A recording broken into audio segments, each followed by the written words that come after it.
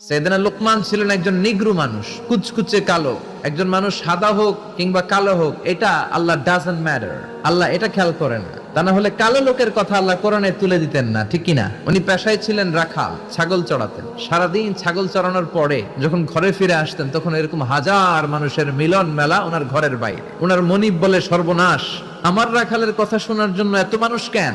লোকদের জিজ্ঞেস করলো, তোমরা আসছো কেন? সবাই বলে, আপনার রাখাল এটা সাধারণ কোনো মানুষ নয়, সে অসাধারণ মানুষ, সে অনেক বড় জ্ঞানী পণ্ডিত ব্যক্তি। মনিব বলে, আমার রাখাল আবার পণ্ডিত হলো কবে? আজকে একটু টেস্ট করি। ইবনু জারীর আত-তাবারি ওনার তাফসীরের ভেতরে, তাফসীরে তাবারিতে এই বর্ণনাটা এনেছেন। মনিব লোকমানকে বলল, ইয়া লোকমান, ইযহাব ওয়াজবাহ শাতান, যাও একটা ছাগল জবাই করো, ওয়া আখরিজ মিনহা আতিয়াবা মুদগাতাইন, জবাই করে ছাগলের দেহের সবচেয়ে দামি দুইটা অঙ্গ ছুরি দিয়ে কেটে নিয়ে আসো। সাইয়েদনা লোকমান গেলেন, ছাগল জবাই করে ছাগলের জিহ্বাটা আর কলবটা কেটে নিয়ে আসলেন। মনিব আবার